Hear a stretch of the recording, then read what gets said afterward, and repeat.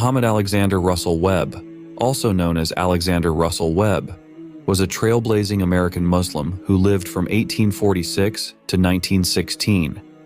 He was a talented journalist and diplomat who served as the U.S. Consul in the Philippines. He embraced Islam in 1889 after being inspired by the writings of an Indian Muslim leader.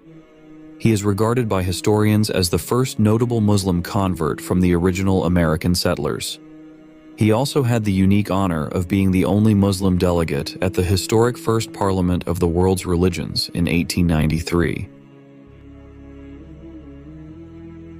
Mohammed Alexander Russell Webb inherited his father's passion for journalism. His father, Alexander Nelson Webb, was a renowned reporter in his era and may have shaped his son's career. Webb got his basic education at the home school in Glendale, Massachusetts, and then went to Claverack College, a prestigious high school near Hudson, New York. He became the editor of the Unionville Republican, a newspaper in Unionville, Missouri. His skill as a journalist was quickly recognized, and he was offered the city editorship of the St. Joseph Gazette in St. Joseph, Missouri. He then became the associate editor of the Missouri Morning Journal. He later rose to the position of assistant city editor of the Missouri Republican in St. Louis, Missouri. While working for the Missouri Republican, he was selected by President Cleveland in September 1887 to be the U.S. Consul in the Philippines at the U.S. office in Manila. According to the editor of his book, The Three Lectures, he had abandoned any religious belief at least 15 years before that. Mohammed Alexander Russell Webb learned about Islam from the writings of Mirza Ghulam Ahmad of Qadian, India, the founder of the Ahmadiyya movement. Webb wrote 2 letters to Ghulam Ahmad, expressing his interest in Islam. These letters were published in Ghulam Ahmad's book Shan-e-Haq on pages 372 and 439. Webb had not met any Muslims yet, but a local Parsi businessman connected him with some Muslims in India. A newspaper publisher, Budruddin Abdullakur of Bombay, printed some of Webb's letters in his paper. A local businessman, Haji Abdullah Arab, a follower of Ghulam Ahmad, read these letters and traveled to Manila to meet Webb. In 1888, Webb officially became a Muslim. Webb later praised Ghulam Ahmad as a man of God and the one who had led him to Islam.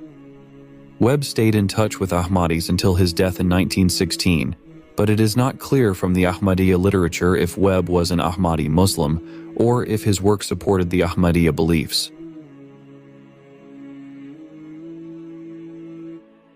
Mohammed Alexander Russell Webb faced some opposition for his faith, but the American press that covered his work did not doubt his loyalty to his country, but called him the Yankee Muslim instead.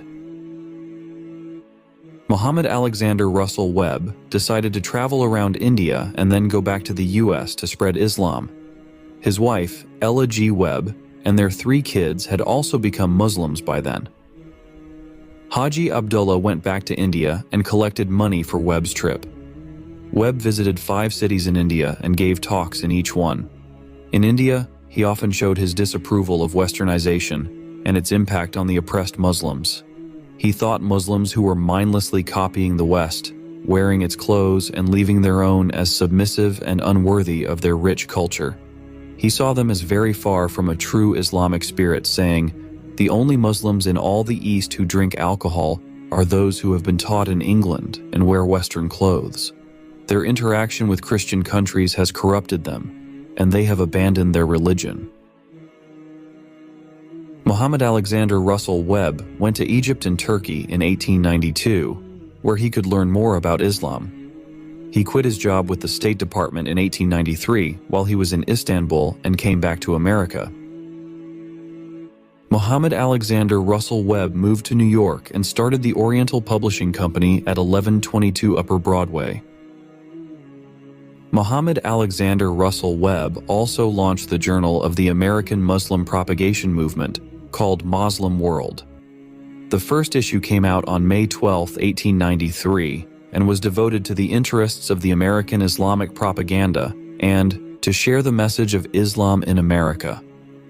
It continued for 7 months, May to November 1893, Webb was the main speaker for Islam at the 1893 World Parliament of Religions in Chicago. He gave 2 speeches on September 20th and 21, 1893. His speeches were titled, "The Influence of Social Condition and the Spirit of Islam," and were printed in the big 2-volume Proceedings of the Parliament, called the First World's Parliament of Religions, 1894. I believe in the American mind, in the American wisdom, and in the American sense of justice, and I challenge any smart man to learn about Islam and not admire it. Mohammed Alexander Russell Webb in the World Parliament of Religions in Chicago speech. Mohammed Alexander Russell Webb remained the leading advocate for Islam in America for the rest of his life. He spoke on the Islamic faith to many of America's most influential thinkers, including Mark Twain. Mohammed Alexander Russell Webb opened a brief mosque, on Broadway in Manhattan. The reasons for the closure of this masjid are unclear, but it may have been because of a shortage of financial support from India. He also started study circles in 8 cities in America.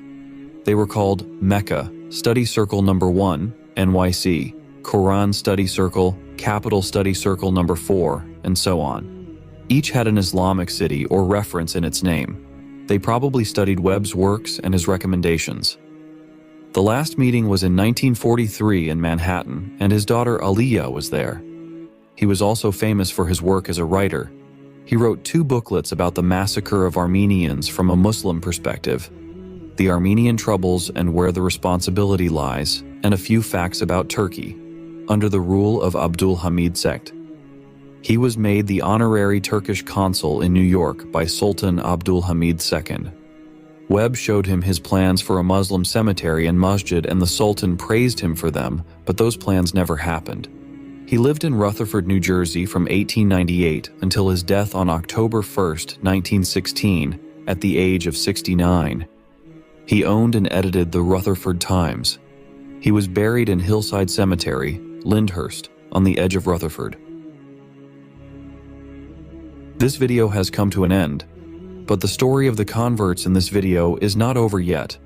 They have inspired us with their journey of faith and courage. Stay tuned for the next episode, where we will explore more amazing stories of people who embraced Islam. See you soon.